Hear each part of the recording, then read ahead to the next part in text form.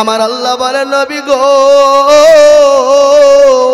ওগো রাসূলুল্লাহ আপনাকে মক্কার জমিনে থাকতে হবে না। ওগো নবীজি আপনি মক্কা ছেড়ে মদিনার পথে চলে যান। বিশ্ব নবী মক্কা ছেড়ে মদিনার পথে যাবে, আল্লাহ নবী মক্কা ছেড়ে মদিনার পথে যাবে। কার হুকুমে? আল্লাহ হুকুম দিয়ে বললেন নবী গো মক্কার জমিনে আপনাকে থাকতে দেবে না, ওরা নির্যাতন অত্যাচার করবে গো নবী। ওগো নবীজি আপনি এই মুহূর্তে আপনার সঙ্গে আবু বকরকে সঙ্গে নেন আর সঙ্গে করে নিয়ে মক্কা ছেড়ে মদিনায় চলে যান। বিশ্ব নবী মক্কা ছেড়ে মদিনার পথে যাবে। হযরত আলীর বাড়িতে বিছানায় শোয়া কাফের বেঈমানরা নবীকে ঘেরাও করে নিয়েছে, যেতে দেবে না। নবীকে দুনিয়া থেকে শেষ করে দেওয়ার চক্রান্ত। কিন্তু নবীকে কে মারতে পারবে? জোরে বলুন পারবে? কারো ক্ষমতা নাই। নবীর গায়ে হাত দেওয়ার তাদের ক্ষমতা নাই। আল্লাহর নবী চিন্তায় পড়ে গেলেন, দেখছে কাফের বেঈমানরা নবীর বাড়িকে ঘেরাও করে নিয়েছে, নবীকে যেতে দেবে না, নবীকে যেতে দেবে না। আল্লাহর কাছে বললেন আল্লাহ তুমি যে বললে মক্কা ছেড়ে মদিনায় যেতে হবে, কিন্তু মাবুদ গো আমি মক্কা ছেড়ে মদিনার পথে কি করে যাব? আল্লাহ বলেন নবী গো আপনি কোনো টেনশন করবেন না, আপনি কোনো চিন্তা করবেন না, আপনি এক মুঠো বালি তুলুন গো নবী। বালি বুঝেন না? বালি বুঝেন না? বালি তুলুন, বালি তুলে তাশহুদ পড়ে কাফেরদের মাথাতে ছিটিয়ে দেবেন। ওগো নবীজি তাদের মাথাতে আপনি ছিটিয়ে দেবেন, আমি তাদের চোখ দুটো বন্ধ করে দিব। কোরআন বলেছে ওয়ামা রামাইতা ইয রামাইতা ওয়ালাকিন আল্লাহ রামা। নবী গো আপনি বালি নিক্ষেপ করেছেন আর আমি আল্লাহ তাদের চোখ দুটো বন্ধ করে দিলাম। ওগো নবী আপনি চলে যান। বিশ্ব নবী মক্কা ছেড়ে মদিনায় যাবে। আবু বকর হযরত আবু বকর বলে লাব্বাইকা সাদাইকা রাসূলুল্লাহ। আল্লাহর নবী বলেন আবু বকর তুমি কি ঘুমাও নাই? আমি তো তোমাকে আস্তে করে ডাক দিলাম। হযরত আবু বকর সিদ্দিক ডাক দিয়ে বলেন নবী গো আপনার পায়ের তলে আমার জীবনটা কুরবানি হয়ে যাক গো হাবিব। ওগো নবীজি আমি আপনাকে আমার নিজের জীবনের থেকেও বেশি ভালোবাসি। ওগো নবী আপনি যেদিন থেকে বলেছেন মক্কা ছেড়ে মদিনার পথে যেতে হবে, খোদার কসম আমি আবু বকর একটা মিনিটের জন্যও বিছানায় ঘুমাই না। সুবহানাল্লাহ বলবেন না? একটা সেকেন্ডের জন্য বিছানায় ঘুমাই না। ইয়া রাসূলুল্লাহ আপনি হয়তো কখন এসে আমাকে ডাক দিবেন, এক ডাকে পাবেন না, দুই ডাকে যাবে। ওগো নবী আপনার হয়তো কষ্ট হতে পারে, আপনি দুঃখ পেতে পারেন। ওগো নবীজি আমি একটা মিনিটের জন্য বিছানায় ঘুমাই না। আল্লাহ নবী বললেন আবু বকর রে তুমি আমাকে এতটাই ভালোবাসো? বলে ইয়া রাসূলুল্লাহ আমি আপনার জন্য আমার জীবনটা পর্যন্ত দিতে রাজি গো নবী। ইয়া রাসূলুল্লাহ আর একটা ঘটনা আপনাকে বলি। রাত্রি যখন গভীর হয়ে যায় সবাই ঘুমিয়ে যায়, পশু পাখি সব ঘুমিয়ে পড়ে। ওগো নবীজি আমি আপনার কথা ভাবতে ভাবতে আমার রাত কেটে যায়, আমি রাতের মধ্যে একটা মিনিটও আমি ঘুমাইতে পারি না। আমি আবু বকর কোথায়, আমার নবীজি কোথায় থাকবে? আর আমার নবীর উপর হয়তো কাফেররা আক্রমণ করবে। না গো নবী আমি আপনাকে এতটাই মহব্বত করি, আপনার কথা ভাবতে ভাবতে আমার জীবনটা রাত্রি কেটে গোটা রাত কেটে যায়। বিশ্ব নবী বলেন আবু বকর আর মোটেও বিলম্ব করার দরকার নেই, চলো মক্কা ছেড়ে মদিনার পথে যাই। আল্লাহর নবী আবু বকরকে সঙ্গে করে নিয়ে যায়। যেতে যেতে যেতে যেতে রাস্তার মাঝে হয়ে গেল। রাস্তার গাছপালা, তরুলতা, পশু পাখি, জঙ্গলের যত পশু পাখি আছে জমিন পর্যন্ত হাউমাউ করে নবীর জন্য কাঁদতে লাগলো। বলো গো রাসূল, আমাদেরকে আপনি ইতিম করে দিয়ে চলে যাবেন? আল্লাহ নবী বলেন, ও গাছপালা, তরুলতা, পশু পাখি, শোনো, আমার মন চায় আমি আমার জমিন মক্কার জমিনে আমি থাকি, আমি আমার জন্মভূমিতে আমি থাকতে চাই। কিন্তু ও গাছপালা, তরুলতা, পশু পাখি, তোমরা শোনো, তোমরা সাক্ষী থাকো, ওই কাফের বেঈমান আবু জেহেল, আবু লাহাব, উতবা, সাইবা তারা আমার উপর এত নির্যাতন করেছে। আমার মন চায় আমি কাবা শরীফের খিদমত করব, আমি নামাজ পড়ব, কিন্তু কাফের বেঈমান আমাকে থাকতে দিল না। বিশ্ব নবী বললেন, আবু বকর গো চলো। আবু বকরকে সঙ্গে করে নিয়ে যায়। হযরতে আবু বকর কখনো ডানে কখনো বায়ে, কখনো সামনে কখনো পিছনে। আল্লাহর নবী বলেন, আবু বকর রে, ওরকম করে তুমি ছোটাছুটি করো কেন? বলে, ইয়া রাসূলুল্লাহ, আমি যখন পিছনের দিকে আসি মনে হয় কাফের বেঈমানরা আপনাকে পিছন থেকে আক্রমণ করবে, আমার যখন সামনে চলে যায় মনে হয় কাফের বেঈমানরা আপনাকে সামনে আক্রমণ করবে। ওগো নবীজি, আমার মনে হয় আপনি যখন ডানে যায় মনে হয় আপনাকে ডান থেকে আক্রমণ করবে। ওগো নবীজি, আমি যখন বামে যাই তখন মনে হয় কাফের বেঈমানরা বাম থেকে আক্রমণ করবে। কিন্তু নবী গো, আমি কেন ছুটাছুটি করে জানেন?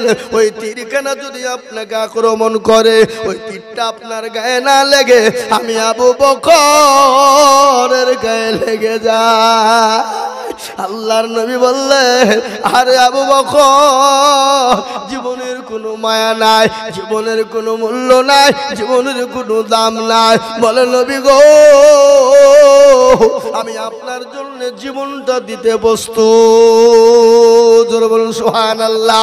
বিশ্ব নবী বললেন, আবু বকর চলো। গজল।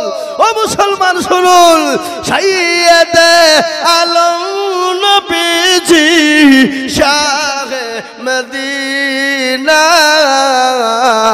মদিনা যাইতে নবী হলেন রওয়ানা। ওরে কাফের মক্কা বাসী,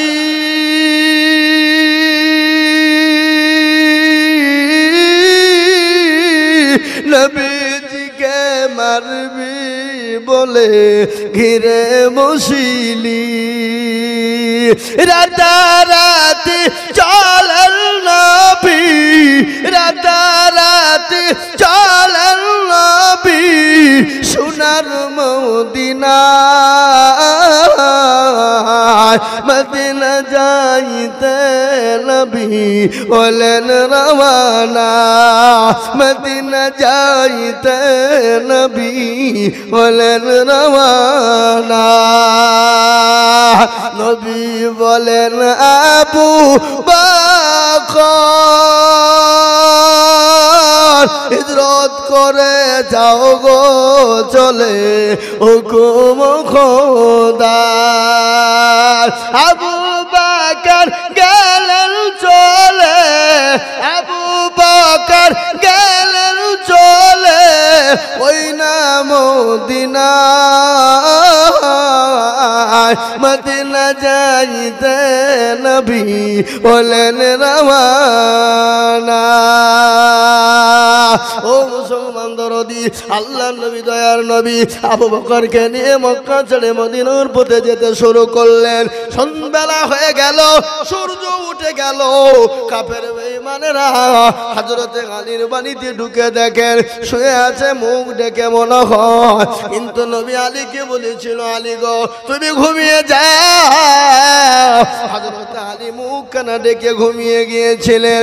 আল্লাহ নবী বলেন, আলী রে তুমি ঘুমাও কেন? আলী বলো, বলে নবী গো আমি এই কারণে মুখ ডেকে ঘুমিয়ে গেলাম, আমি যখন ঢুকে গেলাম কাফের বেঈমানরা ঘরের ভিতরে ঢুকে দেখবে মুহাম্মদ সাল্লাল্লাহু আলাইহি ওয়াসাল্লাম শুয়ে গর্দারে ছুরি চালিয়ে দেবে। যখন ছুরি চালিয়ে দেবে দু টুকরো হয়ে যাবে, কাপড় উঠিয়ে দেখবে মুহাম্মদ সাল্লাল্লাহু আলাইহি ওয়াসাল্লাম নেই, ইনি হলেন হযরত আলী।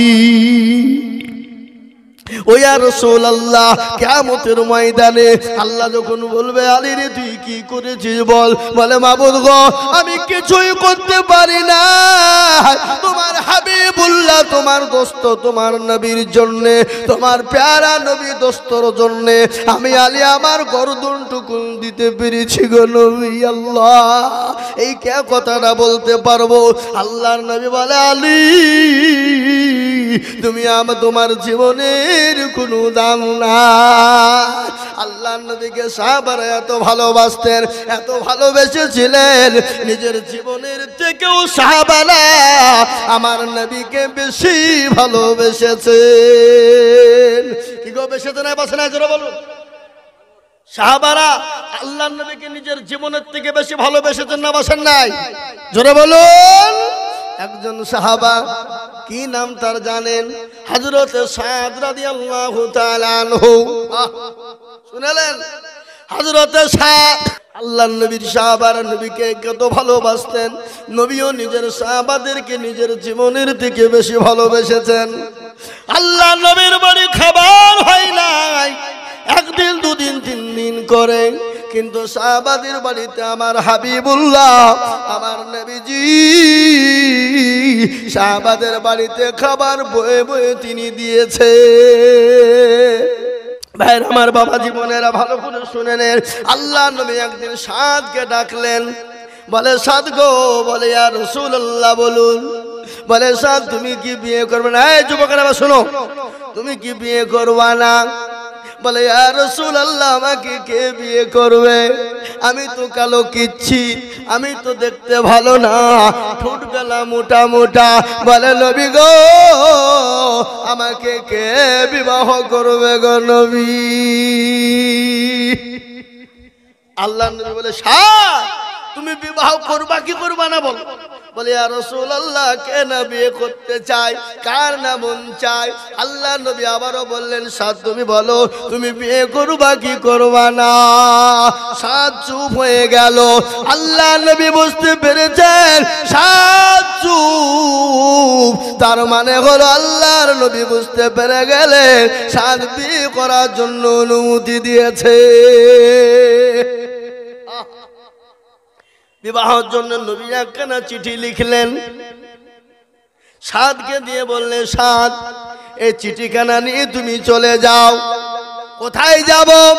বলে আমার অমুক সাহেব হযরত আবু আইয়ুব আনসারীর বাড়িতে তুমি চলে যাও, তার একজন সুন্দরী রমণী মেয়ে আছে, অতীব সুন্দরী, যাকে হুরে মদিনা বলা হয়, এত সুন্দরী, এই চিঠিখানা তুমি নিয়ে যাও।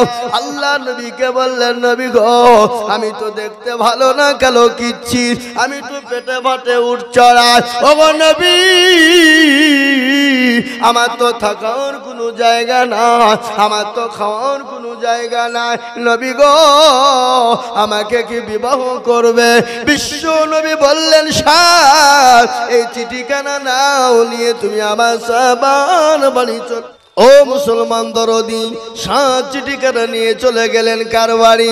হযরত আবু আইয়ুব আনসারীর বাড়িতে তিনি হাজির হয়ে গেলেন। বাড়ির দরজা গিয়ে লক করলেন। আবু আইয়ুব আনসারী তিনি বেরিয়ে আসলেন, বলে কে গো বাছা, কি তোমার নাম, কোথা থেকে এসেছ? সঙ্গে সঙ্গে চিঠিখানা দিয়ে দিলেন। চিঠিখানা পড়ে তিনি দেখলেন এই চিঠিখানা দিয়েছেন যিনি, তিনি হলেন বিশ্ব নবী। সুবহানাল্লাহ বলুন। বলুন তো বিশ্ব নবীর চিঠি ফেরত দিতে পারবে? কিন্তু ঘটনা শুনেন, বিটিকে পরীক্ষা করার জন্য আবু আইয়ুব কি করে, চিঠিখানা দিলেন। দেওয়ার পরে বললেন বাবারে চিঠিখানা তো বিশ্ব নবী পাঠিয়েছে, তুমি চলে যাও, আমি তোমাকে পরে কথা বলবো, তুমি চলে যাও, চিঠিখানা নিয়ে চলে যাও। হযরত সাদ রাদিয়াল্লাহু তাআলা আনহু মন ভাঙ্গা নিয়ে, অন্তর ভাঙ্গা নিয়ে চিঠি নিয়ে ফেরত চলে যায়।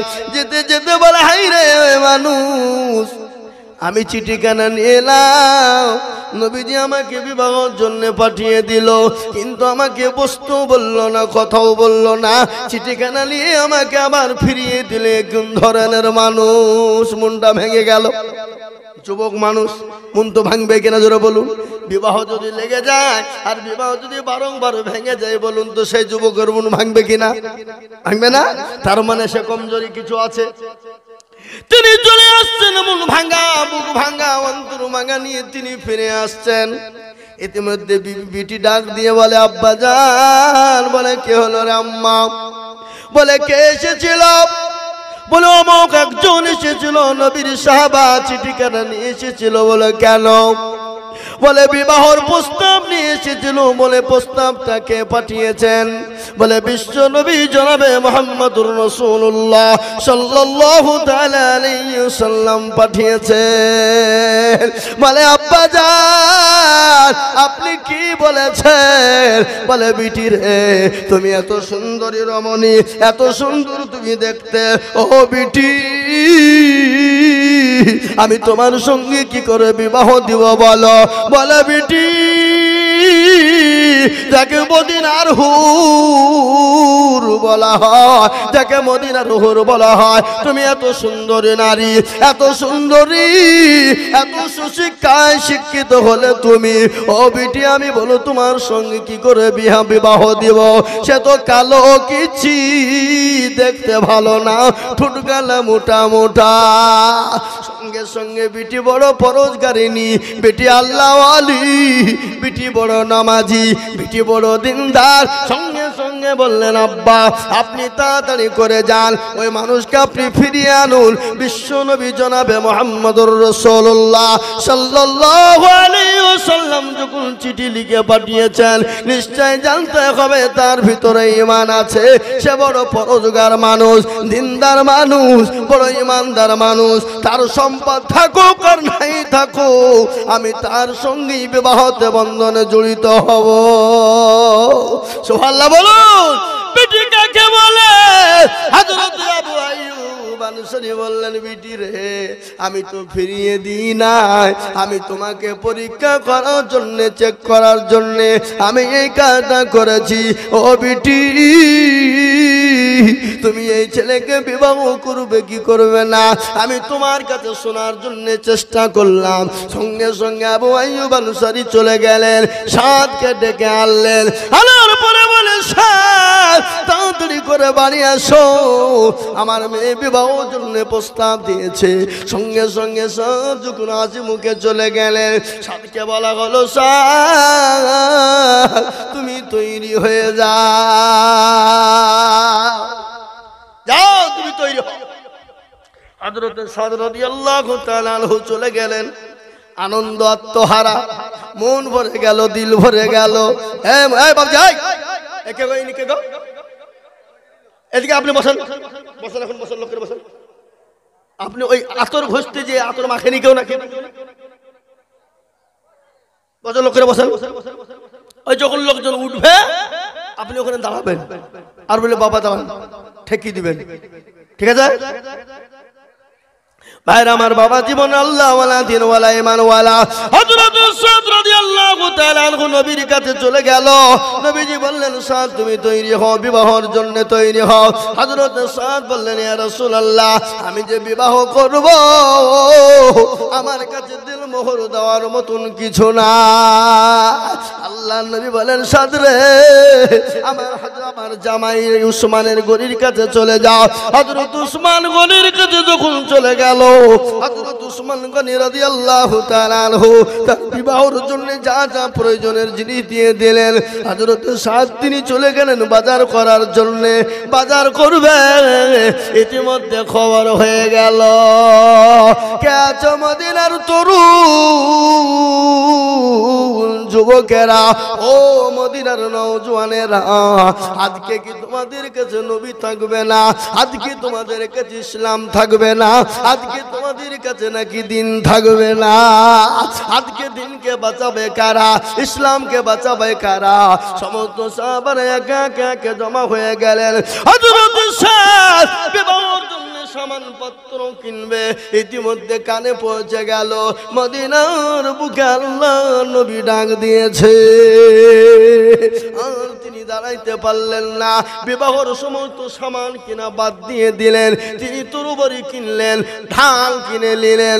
আর সাদ বললেন, আরে যে মজলিসে যে বিবাহতে আমার নবী থাকবে না, যে বিবাহতে আমি সাদের রসুল থাকবে না, আর আমি নবীকে বাদ দিয়ে সাদ বিয়েও করব না, যে মজলিসে হাবিবুল্লাহকে পাবো না, রসুলকে পাবো না, আমি সাথে বিয়ে করতে পারবো না।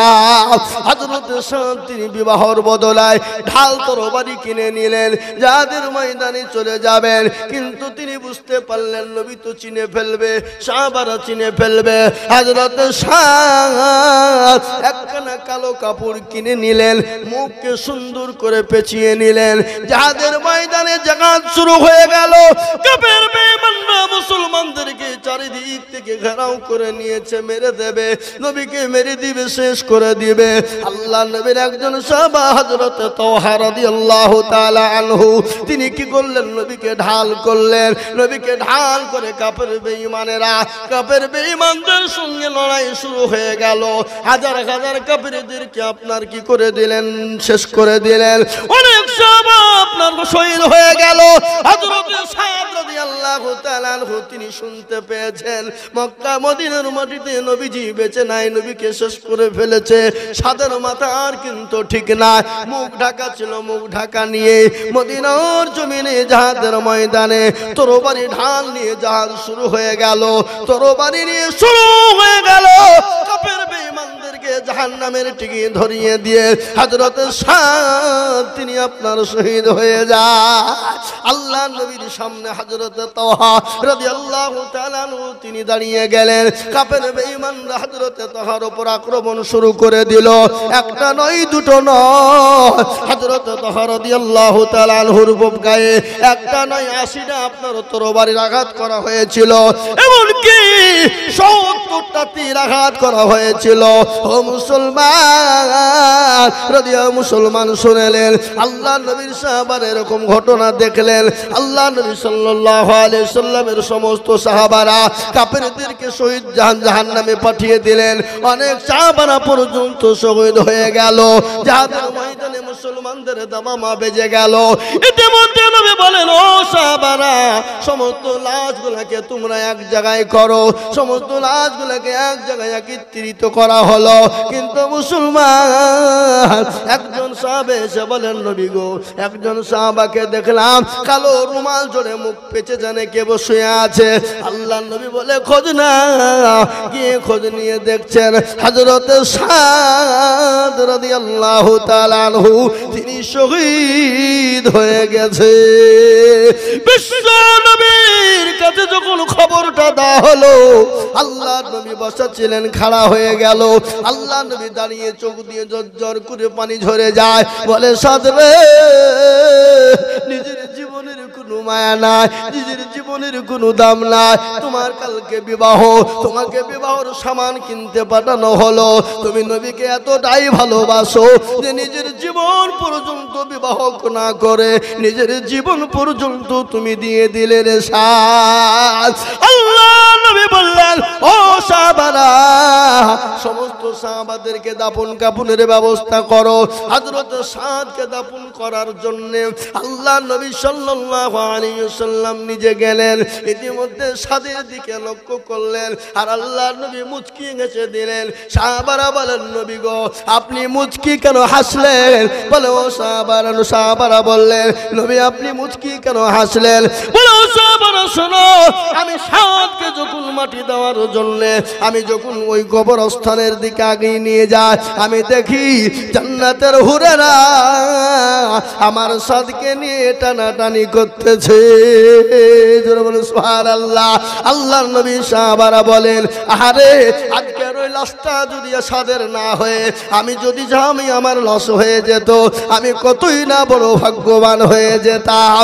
হাদিসের মধ্যে এসেছে নবী বললেন লা ইউমিনু আহাদুকুম হাত্তা কুনা হাব্বা ইলাই মিন ওয়ালিদিহি ওয়া ওয়ালাদিহি ওয়ান নাসি আজমাইন। ওই ব্যক্তি সবথেকে পরহেজগার দিনদার ঈমানদার যে তার নিজের জীবনের থেকে আল্লাহ তার রাসূলকে জীবনের থেকে বেশি ভালোবাসে।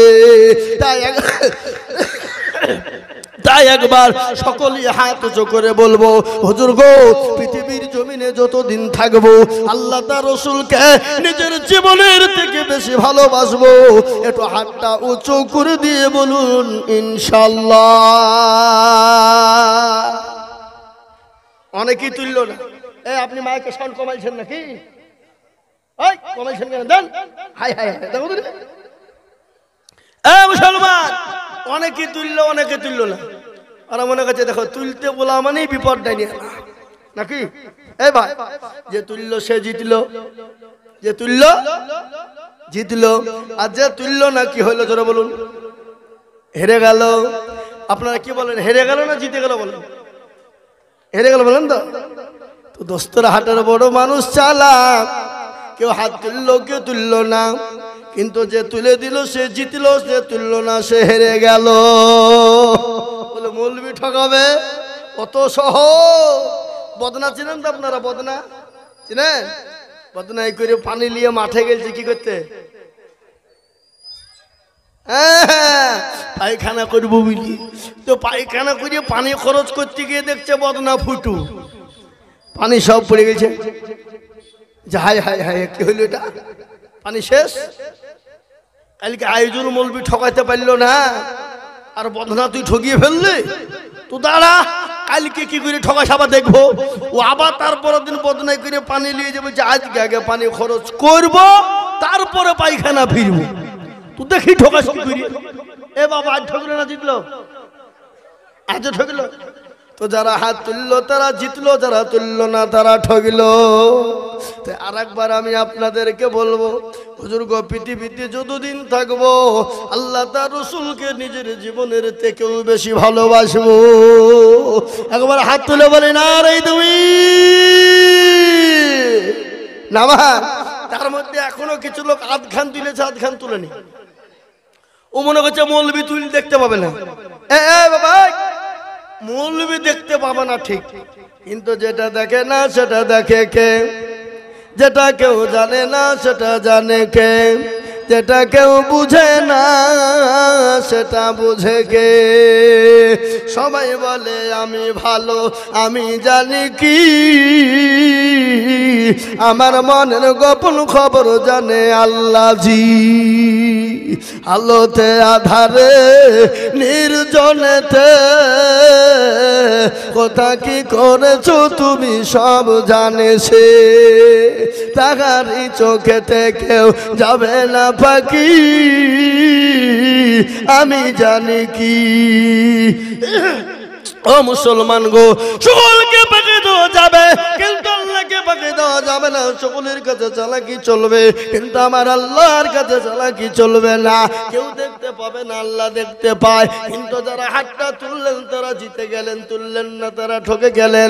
কোরআন তার প্রমাণে দেখেন, কোরআন আল্লাহ বললেন আলিয়াহুমা নাকুতিমু আলা আফওয়াইহিম ওয়া তুকাল্লিমুনা আইদিহিম ওয়া তাশহাদু ওয়ারজুলুহুম বিমা কানু ইয়াকসিবুন। কিয়ামতের দিন জবানে তালা মেরে দেবে, হাতকে বলবে হাত রে তোকে কোন কাজে ব্যয় করেছিল বল। হাত বলবে মাবুদ গো, দস্তরঘাটে জালসায় আজিজুল হক বলেছিল কারা আল্লাহর প্রেমিক, নবীর প্রেমিক, দিনের প্রেমিক, ইসলামের প্রেমিক বলো। হাতটা তোলো যারা, এই হাতের বদলা আল্লাহ জাহান্নামটাকে হারাম করে দিবে, জান্নাতকে ওয়াজিব করে দেবে। ও মুসলমান, আজকে গোরস্থানের উন্নতি কল্পে জালসা, আজকে পেছনেই গোরস্থান রয়েছে বাপ। এই গোরস্থানে অনেকের মা শুয়ে আছে, অনেকের জনম দুঃখিনী মা, অনেকের বাপ শুয়ে আছে, অনেকের কলেজের সন্তান শুয়ে আছে, অনেকের ভাই শুয়ে আছে, অনেকের মেয়ে শুয়ে আছে, অনেকের বোন শুয়ে আছে। আছে না নাই? এই কথা বলেন। আর ওই কবরে প্রতিদিন ডাকছে, ডাকে না? কি গো, প্রতিদিন কবর ডাকে, বলে আমি কিড়ামাকুড়ের ঘর, আমি পোকামাকুড়ের ঘর, আমি কাউকে চিনি না, আমি চিনি আল্লাযীনা আমানু ওয়া আমিলুস সলিহাত। ভালো আমল করবা যারা, আমি কবর তাদের সঙ্গে ভালো ব্যবহার করব। আমি কাউকে চিনি না, আমি খালি আমল আর আমল চিনি। আর ওই কবরে প্রতিদিন ডাকে, ডাকে না গো? এই কথা বলেন। কারো ভরসা আছো রে মন, কিসের এত মায়া, এত সাদের বাড়ি তোমার ভেঙে যাবে বাসা। ও তোর গনা যৌবন ফুরায়া যাবে, যৌবনে লাগবে ভাটি, ওই যে ডাকিতেছে তোমায় কবরের মাটি, ওই যে ডাকিতেছে তোমায় কবরের মাটি। সন্ধ্যার আগে যেদিন ডুবিবে বেলা, সন্ধ্যার আগে যেদিন ডুবিবে বেলা, এক পলকে ভেঙ্গে যাবে তোমায় রঙ্গের মেলা। ও কারে তুমি ধমক দিবা, কার মাথায় ভাঙবা লাঠি, ওই যে ডাকিতেছে তোমায় কবরের মাটি। খবর পেয়ে আসবে আতি অসহজ, খবর পেয়ে আসবে আতি অসহজ, তোমার চারি পাশ বৈশা তারা করিবে কান্দন। ও তোমায় সাজায়া দিবে মনের মতো, সাজায়া দিবে মনের মতো, কি সুন্দর পরিপাটি, ওই যে ডাকিতেছে তোমায় কবরের মাটি। ও মুসলমান দরদি, প্রতিদিন কবর ডাকে বাপ। কবর বলে আমি কিড়ামাকুড়ের ঘর। ওই কবরে অনেকের মা জন দুঃখিনী সে আছে। মা বলে হারে এমন কোনো দরদের বেটা নাই, এমন কোনো দরদের বেটি নাই, একটু কবরে রাজা নামা হয়ে যাবে। আর কবর এত বড় কঠিন। আমার নবী বলে গেলেন, আমার উম্মত উম্মতি একবার যদি জানতো মানুষ মরে গেলে জীবনেও কোনোদিন কবরে রাখতো না। কবর এত কঠিন, ওই কবরে যত পাখির নাই তাকিয়ে তাকিয়ে দেখছে। তাই কবরের উন্নতি কল্পে জালসা। আল্লাহর নবী বলেন আউয়ালু মানাজিলা মানজিলুল কবর, কবর হলো আসল ঘর। তাই আমি আপনাদেরকে বলবো এই কবরস্থানকে তৈরি করার জন্য, এই কবরস্থানকে তৈরি করার জন্য আমি আপনাদের কাছে একটু হাত পেতে দেব। আমি আজিজুল হক সারা পশ্চিম বাংলা নয়, আসাম, ত্রিপুরা, মেঘালয়, মণিপুর, উড়িষ্যা, বিহার, ঝাড়খণ্ড, পশ্চিম বাংলা, বাংলাদেশ পর্যন্ত আমি মানুষের কাছে হাত পেতে চাই। লক্ষ লক্ষ লক্ষ টাকা করে। আজ আমি আপনাদের কাছে লক্ষ লক্ষ টাকা চাইবো না। ও দোস্তর ঘাটের মানুষ, আমি জানি আপনাদের দিল বড় বড় বড়, অন্তর বড়, কিন্তু আজকে গোরস্থানের জন্য আমি এই মজলিসের ভিতরে সর্বপ্রথম 5 জন দরদিকে বলবো মাত্র 10টা করে 1000 টাকার দাতা আমি একবার তাকবীর দেব আর তাকবীর দেওয়ার সঙ্গে সঙ্গে হাতটা উঁচু করে দিয়ে বলে হুজুর গো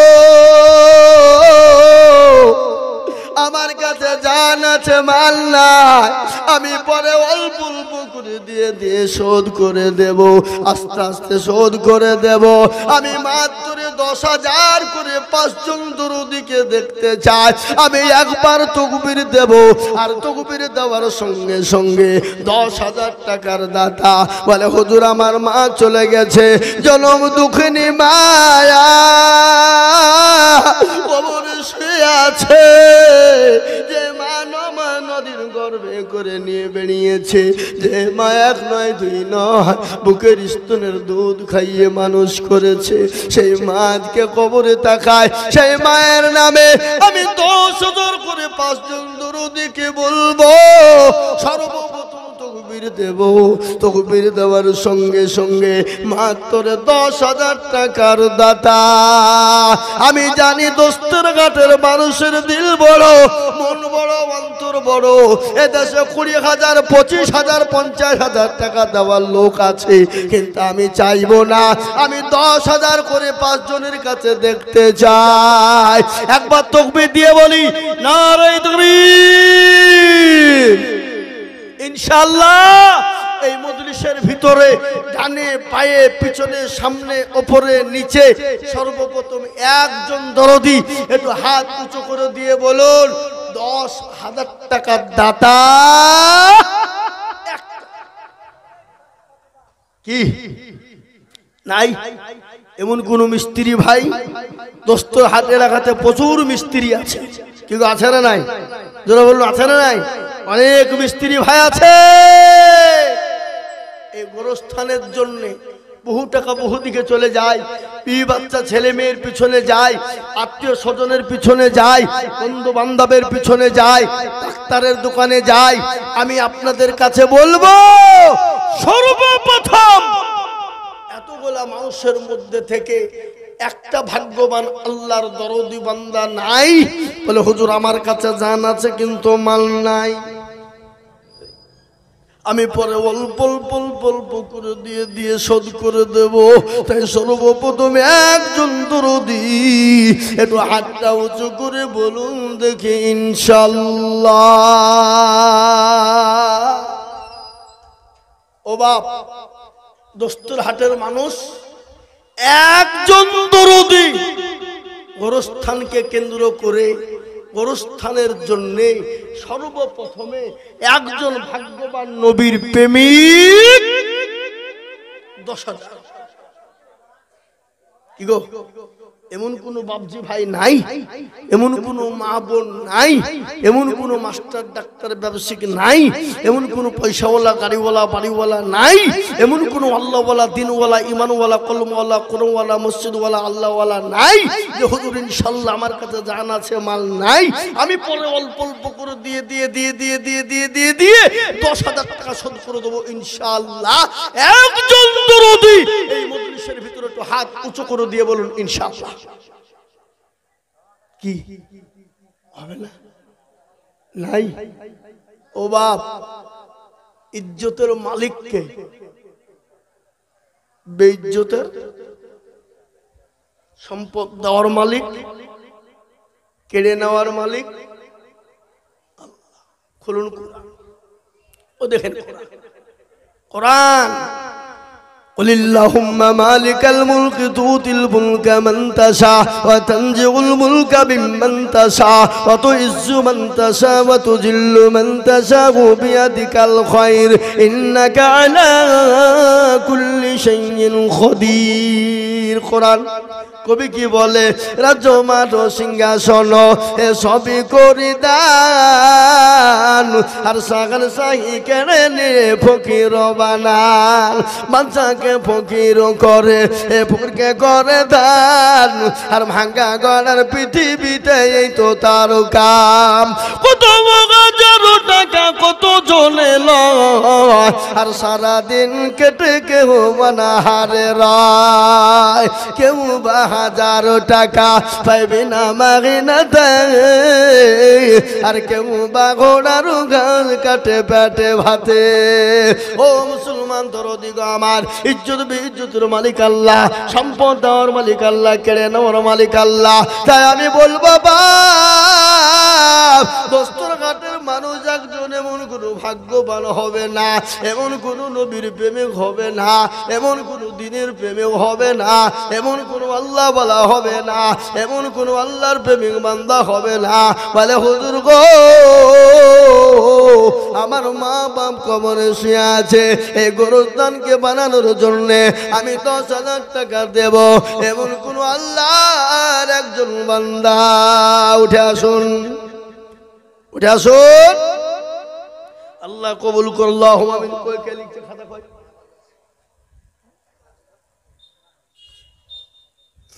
আসলে একটু মুসাফা করি কি নাম মাহবুব আলম মা বাবা আছে না নাই কোথা বাড়ি দেখেন একবার চালিয়ে বলি না তুমি কি গো এরা ভয়ে তকবীরটা দিছে না যদি তকবীর দি টাকা লাগবে নাকি আল্লাহ রবিয়ারা বান্দা মাহবুব আলম ছিল এ সর্বপ্রথম তোমার বান্দা 10,000 দিল আহারে যোগ্য মা বাপের যোগ্য ছেলে এখানে হাজির আর 10,000 দিল দেখো গোরস্থানের খাতির আরো দুমা করি আমি তার মা বাপের জন্য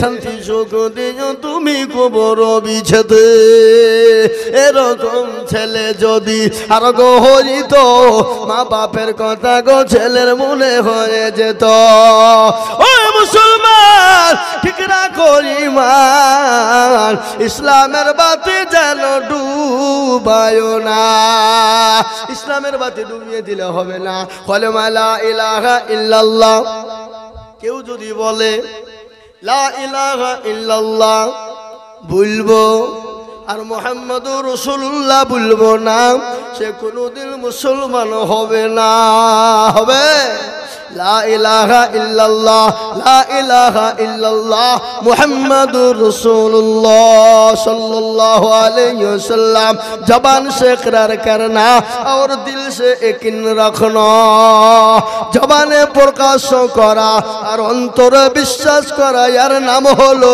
ईमानदार তাই এই দেখে লা ইলাহা ইল্লাল্লাহ এই ছোট লাই এক ধরেন তো 10,000 টাকা লি মিম্বা কাল লেগে পালাইলো নাকি ও মাল বুঝতে পেরেছে যে না পালাইলে ধরিবে আমাকে এই মিম্বা পালায়ও না তোমার 10,000 লাগবেই কায়দা করো না 10,000 দিতেই হবে তোমাকে নাকি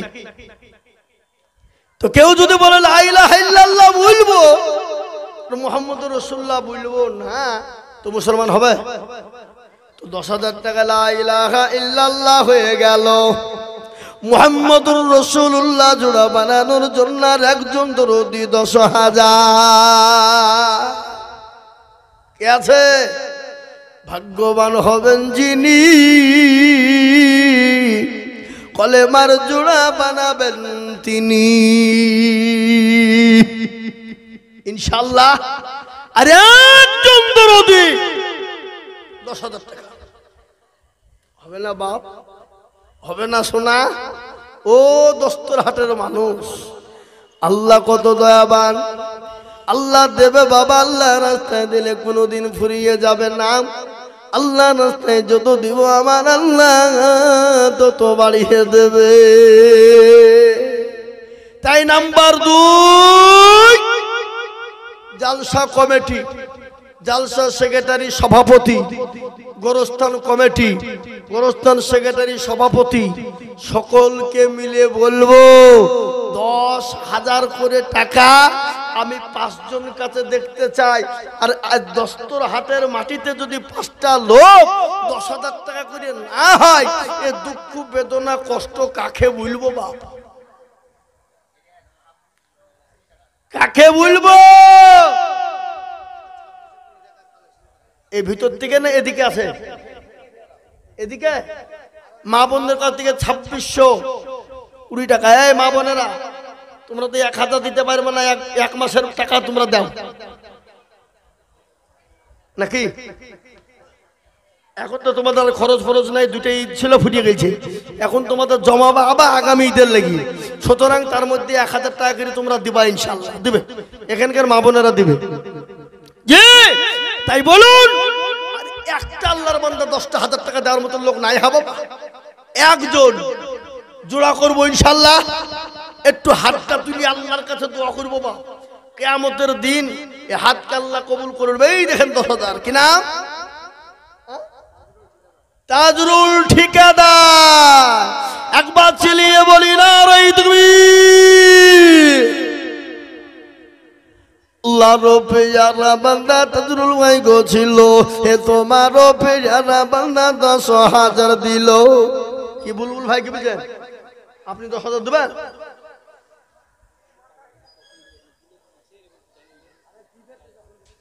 এই খাপা লোক কোথাকার।